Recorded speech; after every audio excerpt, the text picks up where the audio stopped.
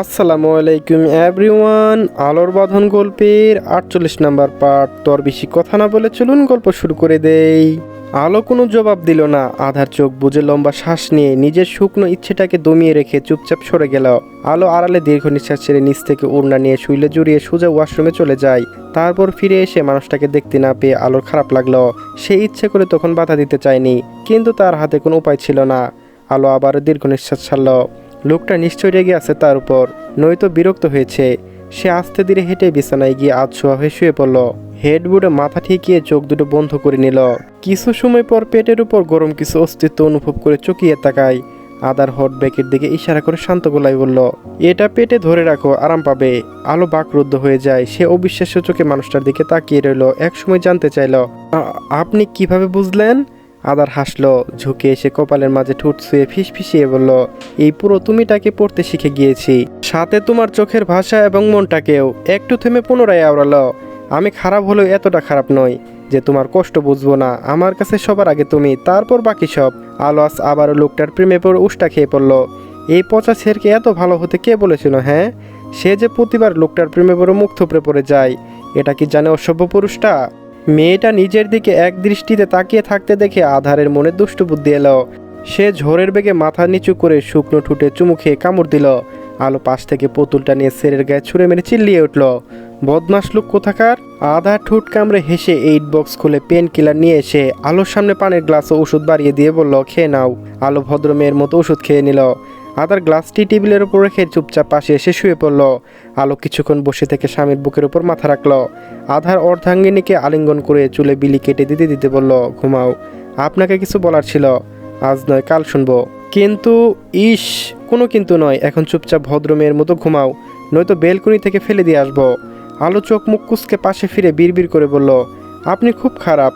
আধার আনমনে হেসে মেয়েটাকে পিছন থেকে শক্ত করে জড়িয়ে ধরল এবং কাঁধে মুখ গুজে ফিসফিসিয়ে বলল, আই নো আমি খারাপ, আর তোমার কাছে সারা জীবন খারাপ হয়ে থাকতে চাই মিস কালো।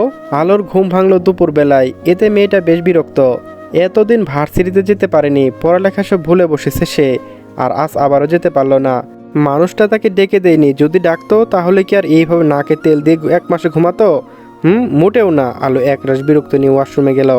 একেবারে গোসল নিয়ে তবে বেরিয়ে এলো। রুম থেকে বের হতেই তিথির সাথে দেখা হয়ে যায়। এক রাতে মেয়েটার চেহারা 12টা বেজে গেছে। নিশ্চয়ই রাতে আবারও কেঁদেছে। তুমি ঠিক আছো? ভাবির কথা শুনে তিথি মাথা নাড়িয়ে ছোট করে বলল, আলো আর কথা বাড়ায় না, চুপচাপ তিথির সাথে গিয়ে ডাইনিংয়ে বসলো। তারপর নিজের হাতে মেয়েটাকে প্লেট খাবার বেড়ে দিল। ততক্ষণে সুবহান খান, তাহমিনা খানও হাজির। রাতে ঘুমাওনি? নিজের চেহারা কি হাল করেছ? আর কয়দিন পর তোমার বিয়ে, সেদিকে কোনো খেয়াল আছে? মায়ের কথা শুনে তিথির মাথা নিচু করে ধীর কণ্ঠে বলল, আমি এখনই বিয়ে করতে চাই না আম্মু, আমার আরও সময়ের প্রয়োজন। ব্যাস, তাহমিনা খানের খাওয়া থেমে গেল এবং মুহূর্তেই ডাইনিং টেবিলের পিনপন নীরবতা ছেয়ে যায়। আলো পানি দিয়ে কোনো মতো মুখের ভাত গিলে খেল। তারপর আর চোখে শাশুড়ি মায়ের থতমতো মুখের দিকে তাকালো। তোমার বয়সী মেয়েরা বিয়ে করে 1-2 বাচ্চার মা হয়ে গেছে, আর তুমি চাও আরও সময়? তিথি তখন বলতে ইচ্ছে করলো, আমিও বিয়ে করতে চাই আম্মু, কিন্তু আমার ভালোবাসার মানুষটিকে, এছাড়া অন্য কাউকে নয়। তবে মুখে বলল, আমি এখন বিয়ের জন্য প্রস্তুত নই। ঠিক আছে, যতদিন ইচ্ছে ততদিন সময় নাও, কিন্তু তোমারও অনিমেষের এঙ্গেজমেন্ট হবে, আর সেটা আগামী সপ্তাহেই। তৃতীয় অসহায় চোখে ভাবি ও দাদাজানের দিকে তাকায়। আলো কিছু বলতে চেয়েও বলতে পারছে না, কারণ সে জানে যদি এখন কিছু বলে তাহলে সব ঝড় তার উপর দিয়ে যাবে। তবু সে চুপ করে থাকতে পারছে না। আর চোখে দাদাজানের দিকে তাকিয়ে ফিসফিসিয়ে বলল, তুমি তো কিছু একটা বলো দাদাজান, উফ, বিয়েটা এখানে ভেঙে দাও। নাত বউয়ের কথা শুনে সুবহান খানের কপাল চাটে ভাঁজ পড়ল। তিথি ধীর কণ্ঠে শুধালেন, হঠাৎ বিয়ে ভাঙবো কেন? আর শাহ পরিবারে তো যথেষ্ট ভালো, এখানে তিথি সুখে থাকবে। কিন্তু মেয়েটা তো চায় না বিয়ে করতে। সবাই কি তোমার মতো বিয়ে করব বলে লাফালাফি করে আর ইচ্ছে করে পরীক্ষা ফেল করবে? আলু মুখ কালো হয়ে গেল, ফিসফিস করে বলল, আমি যদি এমনই না করতাম তাহলে আমাকে নাত বউ হিসেবে কীভাবে পেতে? হ্যাঁ? সুবহান খান ভাবুক হয়ে বলল, তাও ঠিক, এখন তাড়াতাড়ি বিয়ে ভাঙার ব্যবস্থা করো, নইতে হিতে বিপরীত হয়ে যাবে গো দাদা যান। কোনো সমস্যা? তোমার নাতনি অন্য একজনকে ভালোবাসে আর তাকে বিয়ে করতে চায়। অপ্রত্যাশিত কিছু বাক্য শুনে মুহূর্তেই ভীষণ খেল সুবহান খান। আলো তড়িঘড়ি করে পানির গ্লাস এগিয়ে দিল। সুবহান খান এক নিঃশ্বাসে পানি খেয়ে নাত বইয়ের দিকে বড় বড় চোখে তাকালো। আলো মাথা চুলকিয়ে হাসার চেষ্টা করলো। এখন কি হবে কে জানে। সুবহান খান কিছুক্ষণ থো মেরে বসে থেকে ছোট বৌমাকে উদ্দেশ্য করে বললেন, এত তাড়াহুড়া করছো কেন? মেয়েটা যখন চাচ্ছে না বিয়ে করতে তখন জোর করো না। ওর মতো ওকে থাকতে দাও। আর আজকাল মেয়ের পছন্দ অপছন্দ বলেও কিছু আছে। তুমি কি একবার জিজ্ঞেস করেছো মেয়েটা কাউকে পছন্দ করে কিনা? কথাগুলো শুনে আলো মনে মনে স্বস্তির নিঃশ্বাস ছাড়ল। যাক বাবা, দাদাজান অন্তত তাদের পাশে রয়েছে। এখন এইবারে বড় ঘাড়তেরা নিজের দলে নিয়ে আসার পালা, তাহলে কাজ হয়ে যাবে। তার মতো তিথিরও মনের বেশ স্বস্তি পেল। অবশেষে কেউ তাকে বুঝতে পারল। এটাই তার কাছে অনেক। আমার মেয়ের প্রতি আমার সম্পূর্ণ বিশ্বাস রয়েছে বাবা। ও কখনো এমন কাজ করবে না যেখানে আমার মাথা হেড হবে। আর পছন্দের কথা যদি বলো, তাহলে ওর জন্য অনিমেষ একদম পারফেক্ট। ছেলেটা সব দিক থেকে আমার বাড়ি একমাত্র মেয়ের জামাই হওয়ার যোগ্যতা রাখে। আর আমি তো এখন বিয়ে দিতে চাচ্ছি না, শুধু এঙ্গেজমেন্ট করিয়ে রাখতে চাচ্ছি। এতে সমস্যা কোথায়? আপনার বড় নাতি এই বিয়েতে মত আছে, কারণ সে ব্যক্তিগতভাবে অনিমেষকে চেনে। তারা দুইজন অস্ট্রেলিয়ায় একই ভার্সিটিতে পড়াশোনা করেছে, শুধু সিনিয়র ও জুনিয়র ছিল। তাহমিনা খান কথা শুনে সুবহান খান আর কি বলবেন ভেবে পেল না। আগে বড় নাতিকে বলতে হবে, নয়তো কিছু করা যাবে না। অন্যদিকে আলো মিনমিন করে বলল, লোকটার বয়স বেশি না? তাহমিনা খান বিরক্তিতে বললেন, কোথায় বেশি দেখলে? মাত্র তো 29 বছর, আর তোমার স্বামীর থেকে 2 বছরের জুনিয়র। সেখানে বয়স বেশি দেখলে কোথায়? আলো কিছু না বলে চুপ করে থাকলো। তিথি সজোরে চেয়ার ছেড়ে উঠে দাঁড়িয়ে বলল, আমি এই বিয়ে করব না আম্মু, আর না এঙ্গেজমেন্ট করব। আমি কাল সকালে ফিরে যাচ্ছি চট্টগ্রামে। এই কথা বলে খাবার না খেয়ে চলে গেল তিথি। আর তাহমিনা খান রাগান্বিত চেহারায় মেয়ের চলে যাওয়ার দিকে তাকিয়ে থাকলেন। আজ অফিসে একজনের সাথে রাতে বেশ ঝামেলা হয়েছে। সে মূলত লাঞ্চের জন্য ক্যান্টিনে এসেছিল। লাঞ্চ শেষে কফি খেতে খেতে ফোন দেখছিল আর সামনে হাঁটছিল। তখনই অসাবধানতার কারণে একটা টেবিলের সাথে ধাক্কা খায় এবং সঙ্গে সঙ্গে তার হাত কফি গিয়ে পড়ে একটি ফাইলের উপর। সেখানে একজন রমণী বসে থেকে নিজের কাজ করছিল। সকাল থেকে একটানা কাজ করে মাত্র ফাইলটা চেক করছিল, কারণ একটু পরে বসকে জমা দিতে হবে, নয়তো কথা শুনতে হবে। কিন্তু তার হলো কই, এক মুহূর্তে তার সব কষ্ট বিফলে চলে গেল। রাত সরি বলেছিল মেয়েটাকে, কিন্তু মেয়েটা রাগে দুঃখে কষ্টে যা নয় তাই বলে সবার সামনে অপমান করে তাকে। সবটা সময় ধরে রাত শুধু রাগ ক্ষোভে ফুঁসে গিয়েছে। অফিস হওয়ার জন্য সে কিছু বলতে পারেনি মেয়েটাকে, শুধু মুখ বুজে চুপচাপ শুয়ে গেছে। কি হয়েছে ঈশো, কোনো সমস্যা? বান্ধবীর কথা শুনে ঈশো কান্না আটকিয়ে বলল, আজ মনে হয় এই অফিসে লাস্ট দিন আমার। পাপিয়া চমকে উঠল, উদ্বিগ্ন কণ্ঠে জিজ্ঞেস করলো, আবার কি করেছিস তুই? ঈশু দুপুরের ঘটনা সবটা খুলে বলল। সব কিছু শুনে নিজের কপাল চেপে ধরে পাপিয়া স্পষ্ট সুরে বলল, স্যার তোকে শেষবারের মতো একটা সুযোগ দিয়েছিল, অথচ এটাও গেল। এখন কি করবি উপরালাই জানে। ঈশু আড়ালে চোখে পানি মুছে নিল। অনেক কষ্টে এই জবটা পেয়েছিল সে। পারিবারিক সমস্যার জন্য মাস্টার্স করতে পারেনি, শুধু গ্র্যাজুয়েশন কোনো মতো শেষ করেছে। পরিবারের বড় মেয়ে হয়, সব দায়িত্ব তার কাঁধে। বাবাবিহীন সংসার তাকে সামলাতে হয়। আগে টিউশনি করিয়ে সংসার ও নিজের লেখাপড়া চালিয়েছে, আর এখন এই জবটা পেয়েছে, কিন্তু এটাও হারানোর পথে। মিস ঈশিতা, আপনাকে স্যার ডাকছেন। অফিসের ম্যানেজার এসে ইস্যুর উদ্দেশ্য বাক্যটি বলে মেয়েটা জোরে শ্বাস নিয়ে নিজেকে সামলে ধীর পেয়ে এগিয়ে যেতে লাগলো। তখনই রাত এসে একটা ফাইল দিয়ে বলল, নিন আপনার ফাইল।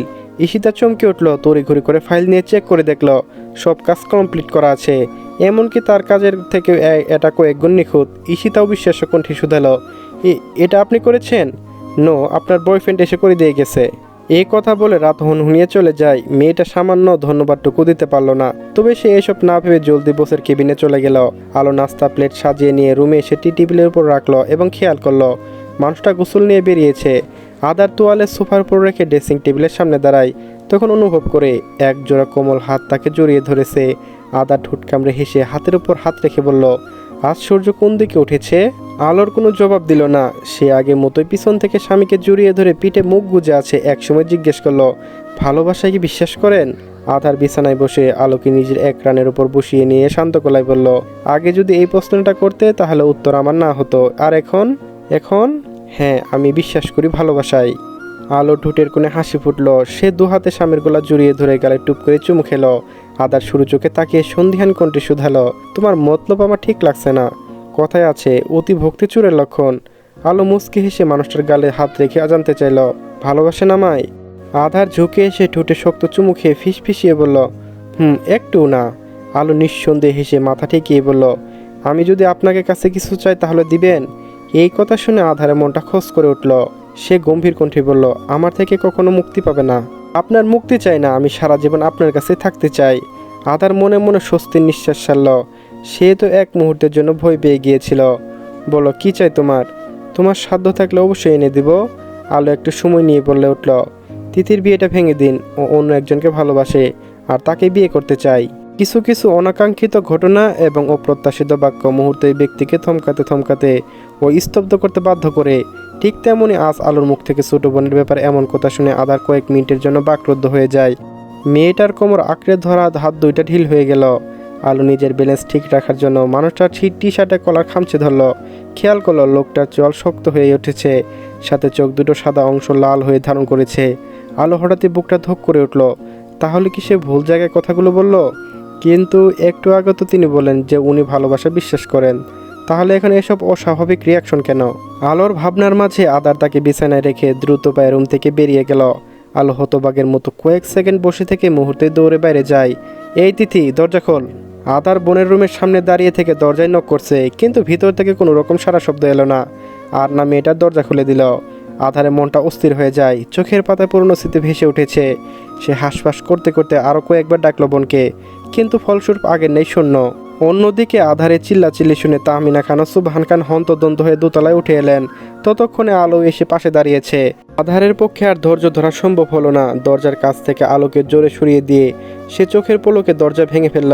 তড়িঘড়ি করে রুমের ভেতরে এসে সবাই দেখলো তিথি বিছানার মাঝে এলোমেলোভাবে শুয়ে আছে।